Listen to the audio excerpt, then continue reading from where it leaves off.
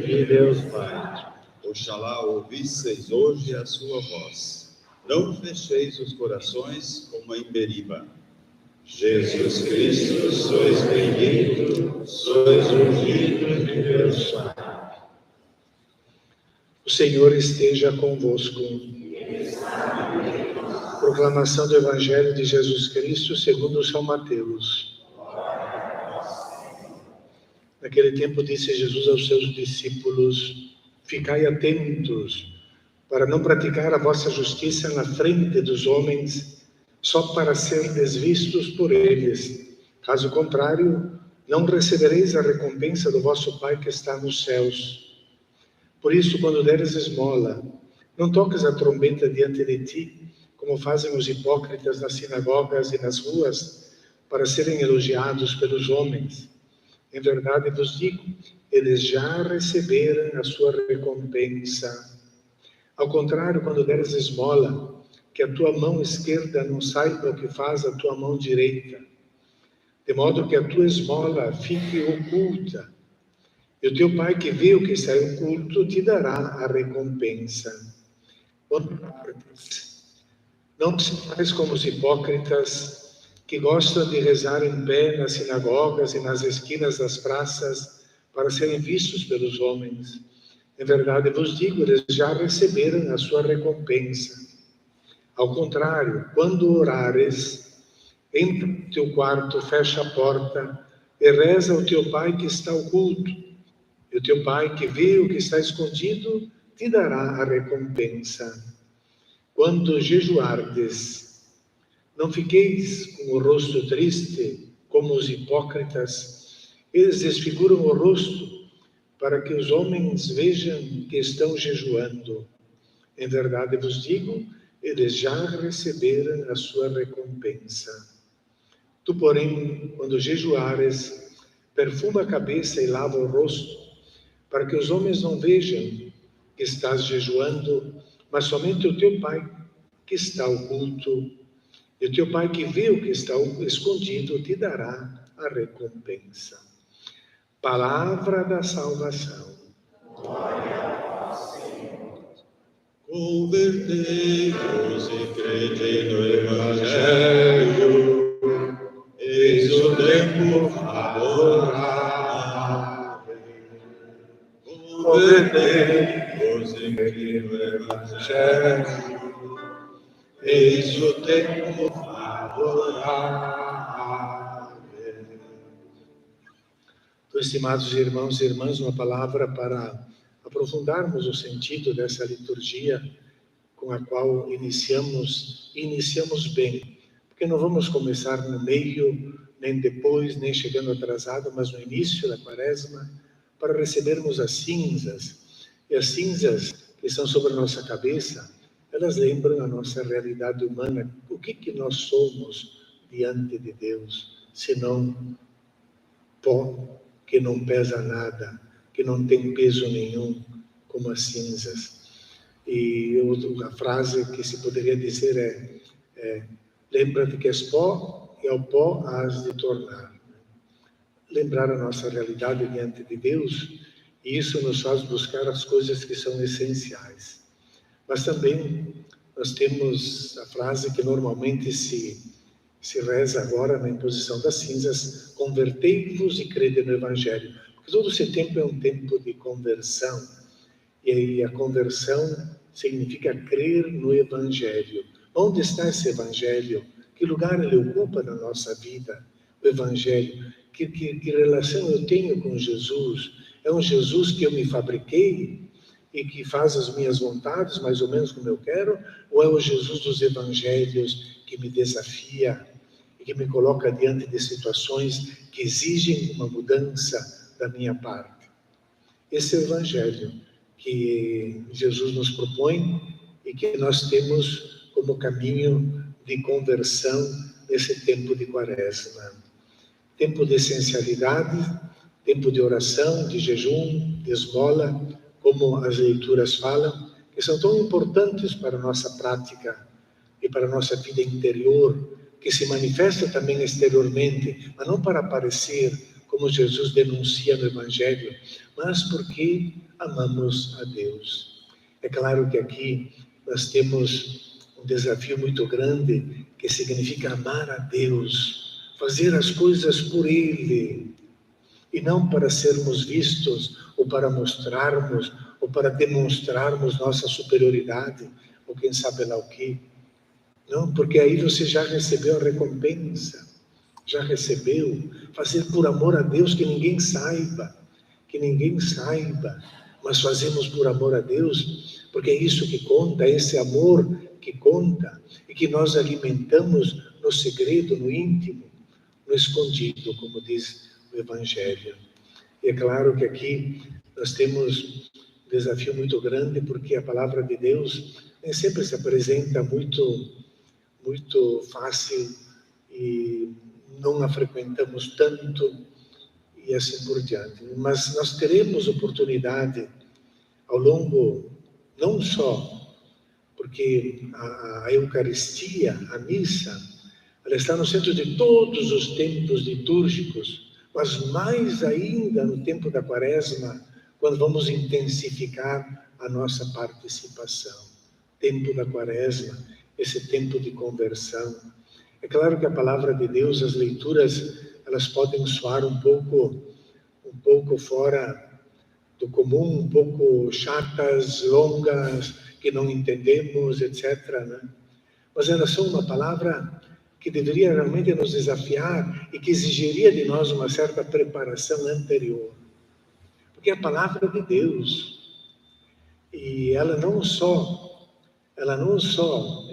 no sacramento da Eucaristia, ela não só é uma lembrança, uma recordação, mas é como viver de novo. Embora o sacrifício de Jesus na cruz, ele é único e irrepetível, foi uma vez só e não se repete mais.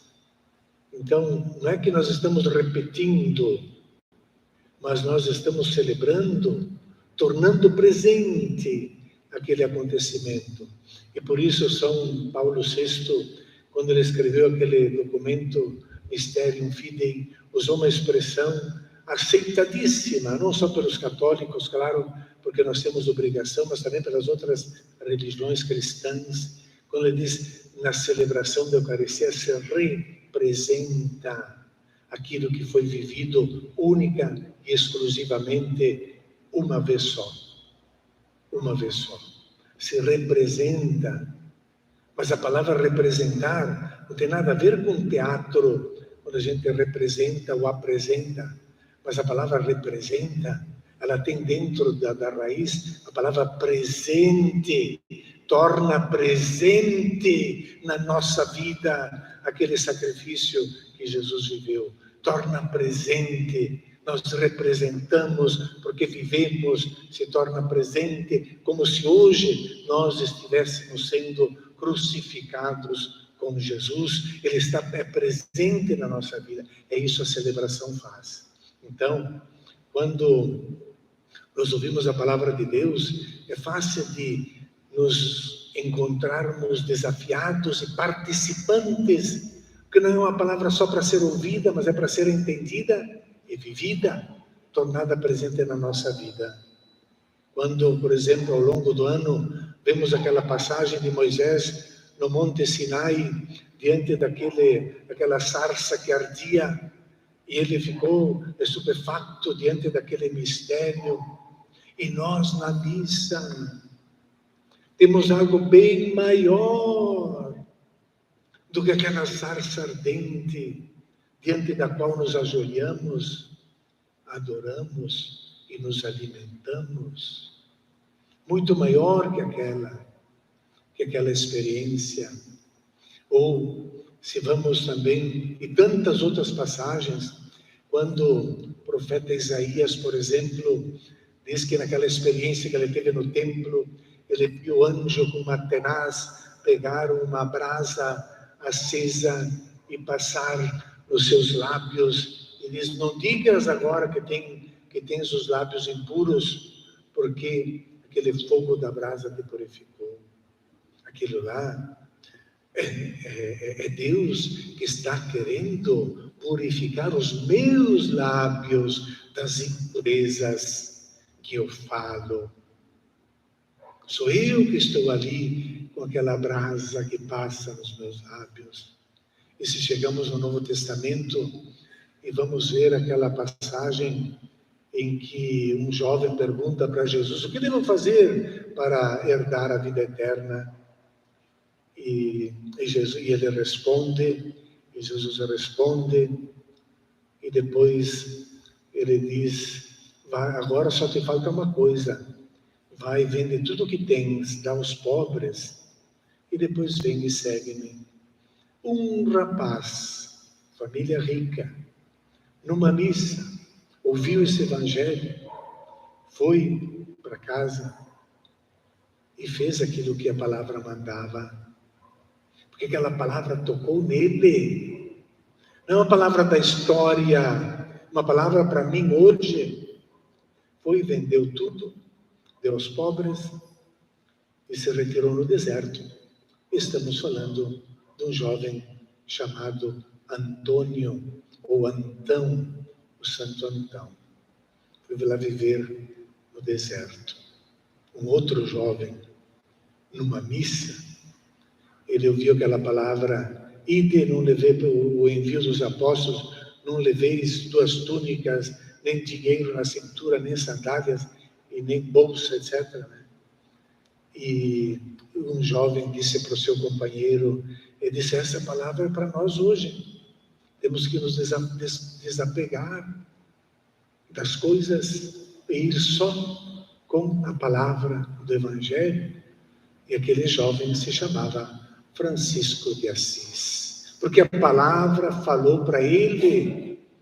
E assim na missa, na quaresma mais ainda, mas todo ano ela vai falar para nós. Nós queremos que essa palavra fale para nós, também diante desse desafio que na campanha da fraternidade sempre nos coloca diante desse tempo de conversão, de quaresma, de um tema concreto, para nos desafiar na nossa conversão de amor ao próximo. E aqui vem, então, Fraternidade e Fome. Na realidade, 33,1 milhões de brasileiros hoje em dia passam fome.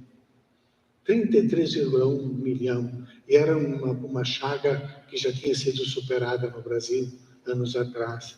Então a igreja sempre nos desafia, todos nós, para termos coração bom. E para aqui então colocaram no cartaz dessa campanha da fraternidade o mapa do Brasil, aqui as mãos com arroz, mãos com feijão, porque é o prato básico do povo brasileiro, né? E mostrando que o alimento passa pelas mãos daqueles que trabalham na terra, e que não depende só dos sistemas financeiros, mas do trabalho, da generosidade, das mãos que partilham, etc. E o lema para essa campanha: dai-lhes vós mesmos de comer. Então nós vamos fazer a via sacra, vamos meditar, vamos procurar nos informar. Temos um belíssimo documento da Fraternidade e Fome que a CNBB preparou para nós refletirmos as causas, a iluminação bíblica e propostas de ação. É claro que nós, aqui na paróquia, temos, com a graça de Deus, as contas acertadas, bastante acertadas, por causa de um trabalho incansável de um grupo que mantém a Caritas, e com os brechós, e buscando coisas, e vendendo coisas, e comprando alimento, e nunca falhou um mês desse alimento chegar na família dos pobres. A Caritas é a caridade. E uma caridade que é feita no oculto, mas que Deus está vendo, e São José também está vendo e nos abençoa. Então, com esse espírito de renovação interior, vamos participar agora e caminhar nesta procissão de conversão que se chama a procissão das cinzas, para recebermos as cinzas. Então, agora nós podemos ficar de pé e vamos acompanhar aqui o rito da bênção e sinal com as cinzas,